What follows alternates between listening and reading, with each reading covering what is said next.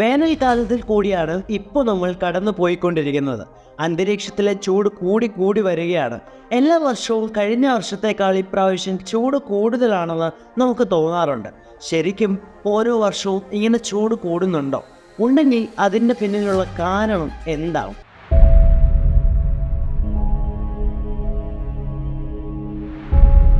അന്തരീക്ഷ താപനിലയുമായി ബന്ധപ്പെട്ട് പലരും ചോദിക്കുന്ന കുറച്ച് ചോദ്യങ്ങളുണ്ട്. ഒന്ന്, നമ്മൾ ആദ്യം പറഞ്ഞ പോലെ ഓരോ വർഷവും താപനില കൂടുന്നുണ്ടോ? രണ്ട്, ഉയരം കൂടുമ്പോൾ സൂര്യൻ്റെ കൂടുതൽ അടുത്തേക്കല്ലേ നമ്മൾ പോകുന്നത്? എന്നിട്ടും എന്തുകൊണ്ടാണ് ഉയരം കൂടിയ മൂന്നാർ, ഊട്ടി, കൊടൈക്കനാൽ പോലെയുള്ള സ്ഥലങ്ങളിൽ പോകുമ്പോൾ തണുപ്പ് അനുഭവപ്പെടുന്നത്?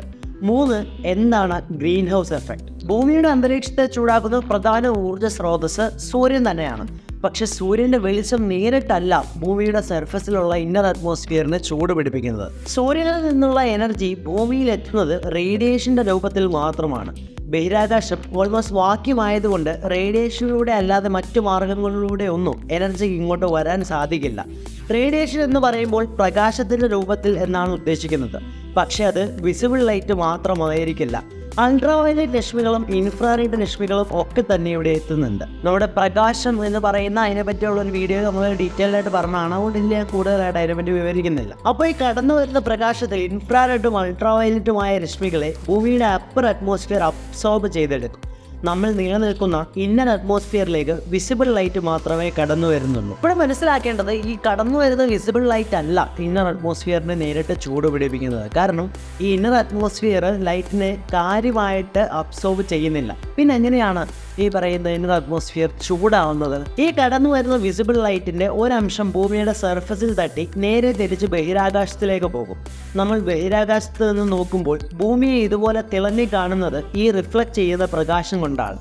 ഭൂമിയുടെ സർഫസിലെത്തുന്ന പ്രകാശത്തിൽ വെറും 30% മാത്രമാണ് ഇങ്ങനെ റിഫ്ലക്റ്റ് ചെയ്യുന്നത്. ബാക്കി 70% ഭൂമിയുടെ സർഫസ് അബ്സോർബ് ചെയ്യുകയാണ് ചെയ്യുന്നത്. അതായത് മണ്ണും പാറകളും റോഡും കോൺക്രീറ്റും ജലാശയങ്ങളും ഒക്കെ തന്നെ പ്രകാശത്തിൻ്റെ നല്ലൊരു അംശം അബ്സോർബ് ചെയ്യും. ഇതിൻ്റെ ഫലമായിട്ട് ഭൂമിയുടെ സർഫസ് മൊത്തത്തിൽ ചൂട് പിടിക്കും. ഭൂമിയുടെ സർഫസ് ചൂട് പിടിച്ച് കഴിയുമ്പോൾ ആ ചൂടാണ് നമ്മുടെ ഇന്നർ അറ്റ്മോസ്ഫിയറിനെ ചൂട് പിടിപ്പിക്കുന്നത്. കാരണം സർഫസ് ചൂടാവുമ്പോൾ അതിനോട് മുട്ടി നിൽക്കുന്ന അന്തരീക്ഷ വായുവും ചൂടാവും. ഇതാണ് ഭൂമിയുടെ ഇന്നർ അറ്റ്മോസ്ഫിയറിനെ ചൂടാക്കുന്ന ഒരു വഴി എന്ന് പറയുന്നത്. ഇതുകൂടാതെ ചൂട് പിടിച്ച ഭൂമിയുടെ സർഫസിൽ നിന്നും ഇൻഫ്രാറെഡ് പ്രകാശവും പുറത്തു വരും. നമ്മൾ നേരത്തെ പറഞ്ഞ പോലെ സൂര്യനിൽ നിന്നും നേരിട്ട് വരുന്ന ഇൻഫ്രാറെഡ് റേഡിയേഷൻ അല്ല ഇത്. ഒരു വസ്തു ചൂട് പിടിക്കുമ്പോൾ അതിൽ നിന്നും വരുന്ന ഹീറ്റ് റേഡിയേഷനാണ് ഈ ഇൻഫ്രാറെഡ് റേഡിയേഷൻ. ഇതും ഇന്നർ അറ്റ്മോസ്ഫിയറിനെ ചൂടാക്കും. ശരിക്കും പറഞ്ഞാൽ നമ്മുടെ ഭൂമിയുടെ ഇന്നർ അറ്റ്മോസ്ഫിയറിനെ ചൂട് പിടിപ്പിക്കുന്നത് മുകളിൽ നിന്നും വരുന്ന സൂര്യരശ്മികളല്ല. നമ്മുടെ ഭൂമി അബ്സോർബ് ചെയ്ത് ഭൂമി തിരിച്ച് പുറത്തു വിടുന്ന ചൂടാണ് നമ്മുടെ ഇന്നർ അറ്റ്മോസ്ഫിയറിനെ ചൂട് പിടിപ്പിക്കുന്നത്. അതുകൊണ്ട് തന്നെ ഭൂമിയുടെ പ്രതലത്തിൽ സർഫസിലായിരിക്കും ഇന്നർ അറ്റ്മോസ്ഫിയറിന് ഏറ്റവും ചൂട് കൂടുതലുള്ളത്. ഉയരത്തിലേക്ക് പോകുന്തോറും ചൂടായി കിടക്കുന്ന സർഫസിൽ നിന്നും നമ്മൾ അകന്നുകൊണ്ടേയിരിക്കും.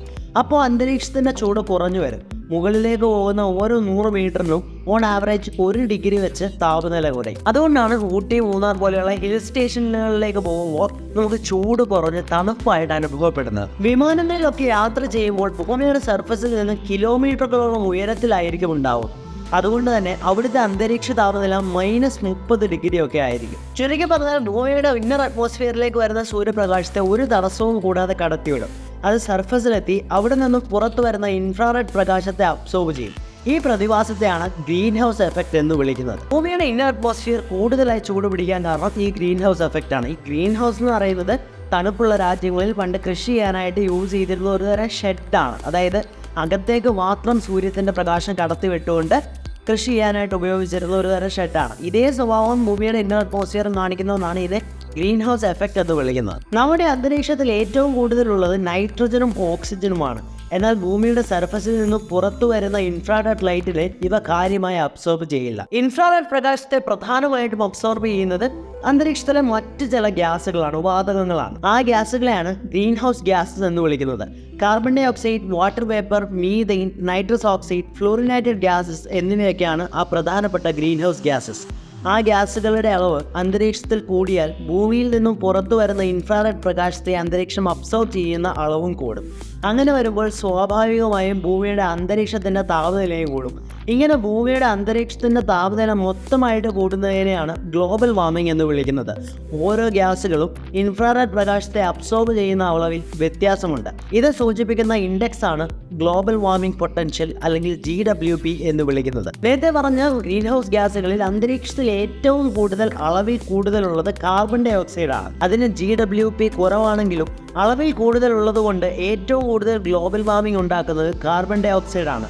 പലതരം ഫോസിൽ ഇന്ധനങ്ങൾ കത്തിക്കുമ്പോൾ ആണ് കാർബൺ ഡൈ ഓക്സൈഡ് വലിയ അളവിൽ അന്തരീക്ഷത്തിലേക്ക് വരുന്നത്. അതുകൊണ്ടാണ് ഫോസിൽ ഇന്ധനങ്ങളുടെ അല്ലെങ്കിൽ ഫോസിൽ ഫ്യൂൽസിന്റെ ഉപയോഗം പരമാവധി കുറയ്ക്കണം എന്ന് പറയുന്നത്. മറ്റ് ഗ്യാസുകളുടെ ഗ്ലോബൽ വാർമിംഗ് പൊട്ടൻഷ്യൽ ഇതിനേക്കാളും കൂടുതലാണെങ്കിലും അതിൻ്റെ അന്തരീക്ഷത്തിലെ അളവ് കുറവാണ്. അതുകൊണ്ട് അത് അത്രയും ബാധിക്കുന്നില്ല എന്ന് പറയാം. ഫോർ എക്സാമ്പിൾ, മീഥൈൻ്റെ GWP കാർബൺ ഡൈ ഓക്സൈഡിനേക്കാൾ 25 ഇരട്ടിയാണ്. അല്ലെങ്കിൽ നൈട്രസ് ഓക്സൈഡിൻ്റെ GWP കാർബൺ ഡൈ ഓക്സൈഡിനേക്കാൾ 298 മടങ്ങ് ഇരട്ടിയാണ്. പക്ഷേ ഇവയുടെ അളവ് അന്തരീക്ഷത്തിൽ കുറവാണ്. ഇനി AC-യിലും മറ്റും ഉപയോഗിക്കുന്ന റെഫ്രിജറന്റ് വാതകമായ ഫ്ലൂറിനേറ്റഡ് ഗ്യാസസ്, ഇതിൻ്റെ GWP കാർബൺ ഡൈ ഓക്സൈഡിനേക്കാൾ 7000 ഇരട്ടി കൂടുതലാണ്. പക്ഷേ അതിൻ്റെ അളവും അന്തരീക്ഷത്തിൽ വളരെ കുറവാണ്. പക്ഷേ കാർബൺ ഡൈ ഓക്സൈഡ് പുറത്തള്ളുന്നത് വർഷം കൂടിക്കൊണ്ടിരിക്കുകയാണ്.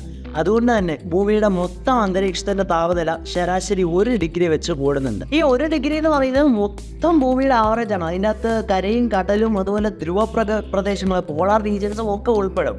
പക്ഷേ അതുകൊണ്ട് തന്നെ ഈ 1 ഡിഗ്രി എന്ന് മൊത്തത്തിൽ പറയുമ്പോൾ ലോക്കലിയുള്ള ചില സ്ഥലങ്ങളിലെ ടെമ്പറേച്ചർ എന്ന് പറയുന്നത് പണ്ടുണ്ടാകുന്നതിനേക്കാൾ 5-10 ഡിഗ്രി ഒക്കെ കൂടി വന്നിട്ടുണ്ട്.